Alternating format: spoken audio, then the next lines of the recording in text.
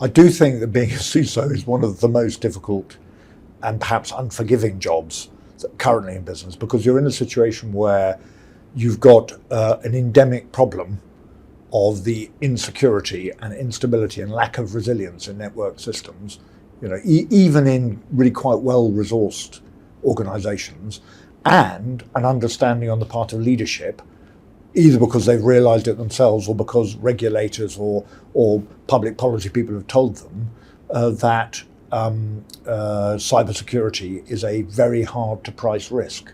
And they kind of know this because increasingly they either have to pay double for the same amount of insurance cover, they have to pay double what they were paying previously, or indeed they cannot get the insurance that they'd like because they run legacy systems within their architecture, and that can't be. So they know their chief financial officer, their general counsel is saying to them, we've got a problem in that something we relied on to give us assurance as a business is now fading away. So they know it's a hard to price risk. So they turn around and say, what can we do? It's a board level issue. What can we do about this problem? And they turn and they look at the CIO, depending on the architecture of the company, the CIO and the CISO, who's the poor person caught between the reality of the systems and concern at board level. So I think it's a really hard job. I get most worried when I meet CISOs who are betting on bad things not happening. And consistently, I go into really quite well-run companies that have invested quite heavily and often have performed very well at the beginning of a cyber incident, of an intrusion. And I could give some examples if you like. Probably have to take the names out, but I can give them to you. But I go into these companies and where you've got a CISO who just didn't think it would happen to them, who thought it was, excuse me, I'm going to swear. I remember someone saying that they went and said to a part of the business, what are you doing about this kind of intrusion?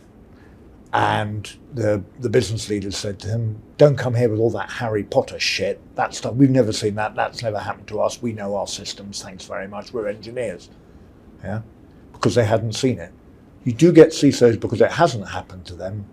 They say it's not going to happen to us and they don't prepare. I know that's an incredible thing to say.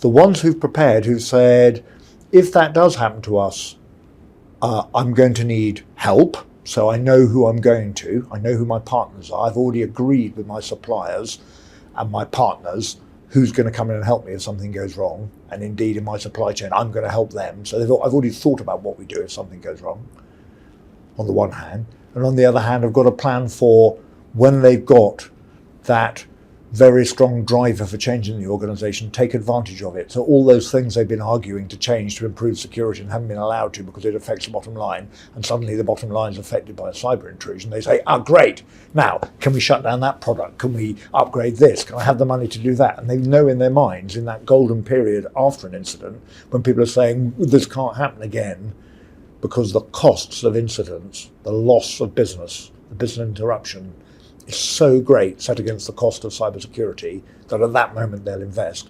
But a CISO must know what that is and have the credibility to put it through.